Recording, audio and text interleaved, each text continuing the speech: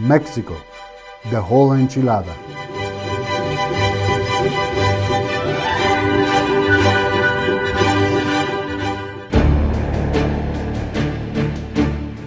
The Jewish presence in Mexico dates back to the early 16th century during the period known as the colony, following the Edict of Expulsion proclaimed by the Spanish Queen Isabella of Castile.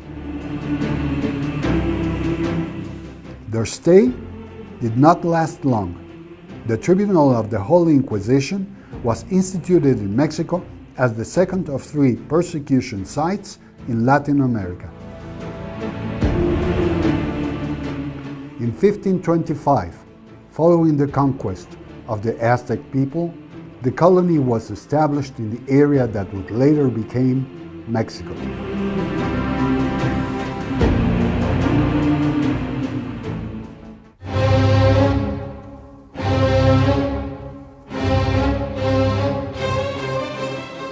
Until 1810, the year of the Mexican Independence Proclamation, there was hardly a Jewish presence in Mexico, but the Jew, as part of a group, does not reach Mexico until the late 19th century.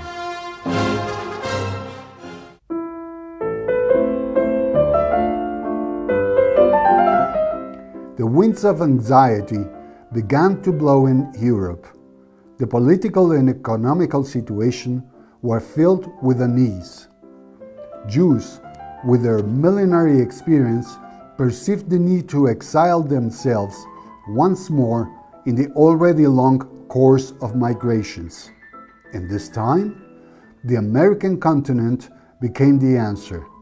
The United States, Canada, and the warm and exotic Cuba were the first options. Mexico was not even considered as an alternative.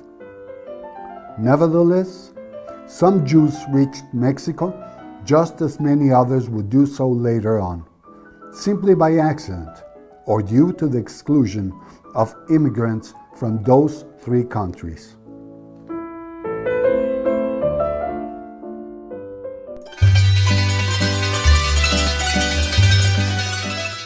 The beginning of the 20th century did not only harbor modernity, it also brought convulsions in many areas of the planet. Thus, Jews from Syria, Lebanon, Iraq, Egypt, Morocco, Turkey, and Greece, among other exotic places, started to view Mexico as a destination filled with opportunities, instead of just a port of call in their wandering.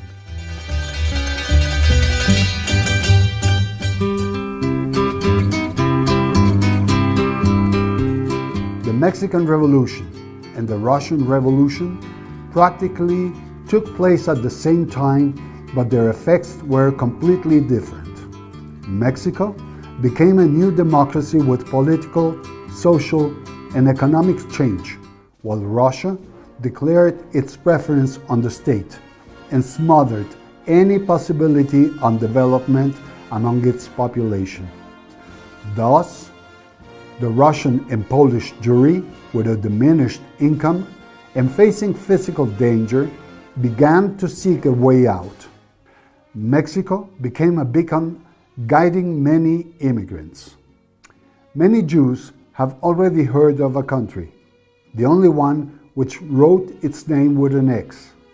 They knew that in Mexico, people did not speak English as in the United States or Canada. But in Mexico, the weather was gentler than in Havana, and Mexico was almost a virgin territory in many terms.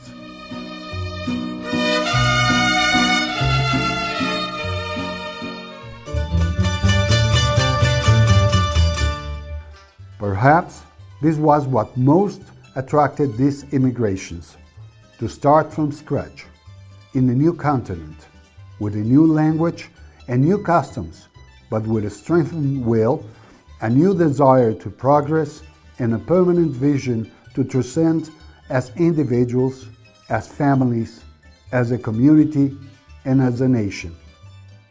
The great immigration of the 20s was also due to the support of the Mexican president on that period, who was sympathetic towards Jews and who also had a hope that their presence in the country would eventually show, as was soon seen, results in the country's economic development.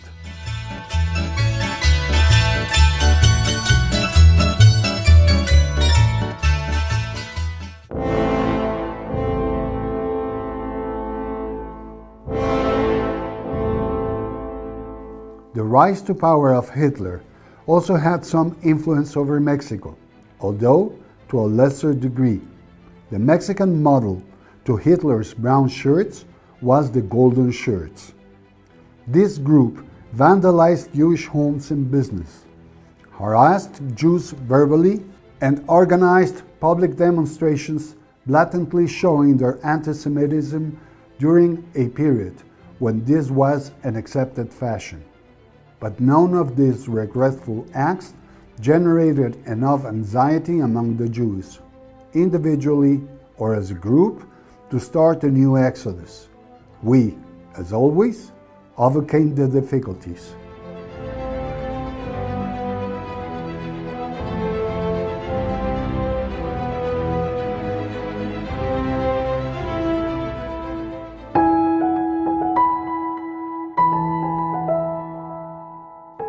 The current population of the community barely reaches 40,000 souls, yet it has dozens of beautiful, functioning synagogues.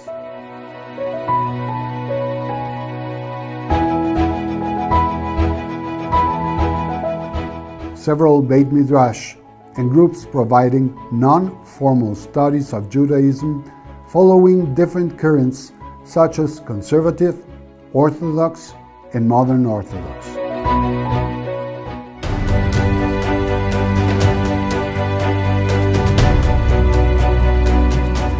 For more than 70 years, the community has concentrated Jews from all origins and currents in its most popular institution, the Centro Deportivo Israelita.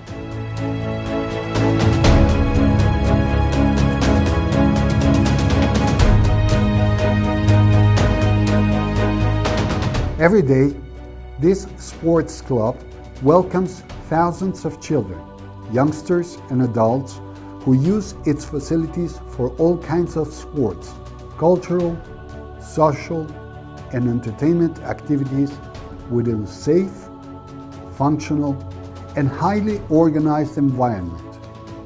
This sports center hosts every year the Festival Aviv, a dance event that assembles youngsters from every sector of the community, regardless of where they reside, their religious affiliation, or social sector. Its success has reached beyond Mexico. Dance groups from the United States, Venezuela, Argentina, and Israel have also participated in this festival, among others.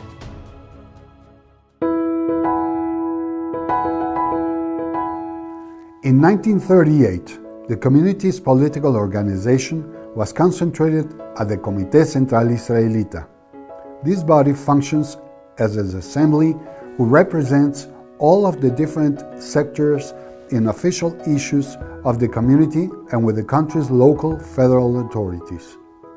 The community has also created, kept, and promoted social and Zionist youth organizations. Many women institutions provide a network of social services, and the community maintains close ties with Israel through its financial, social, and cultural means.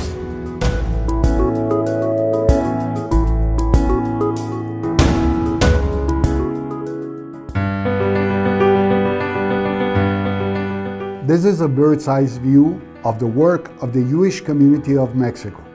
It is important not to overlook the large sectors that constitute and simultaneously support and strengthen the organizations previously mentioned.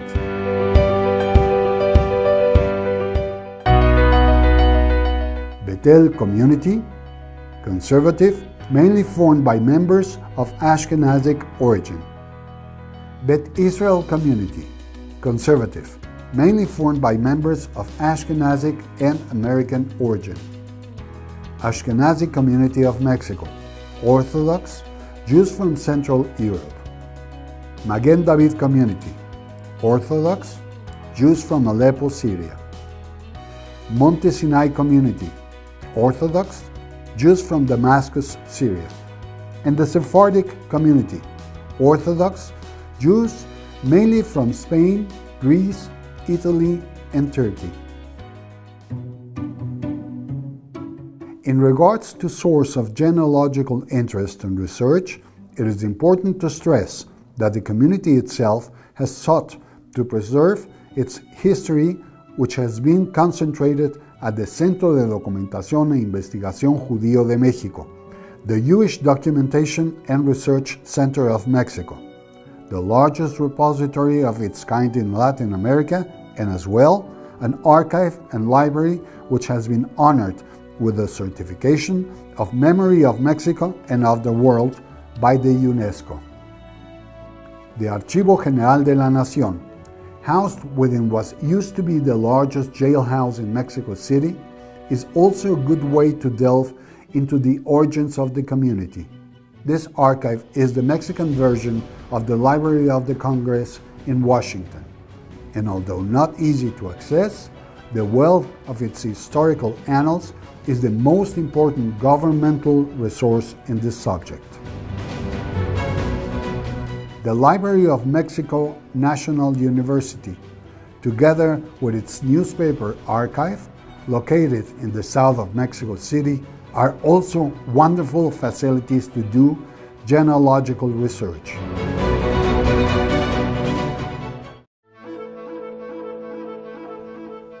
Mexico, the country.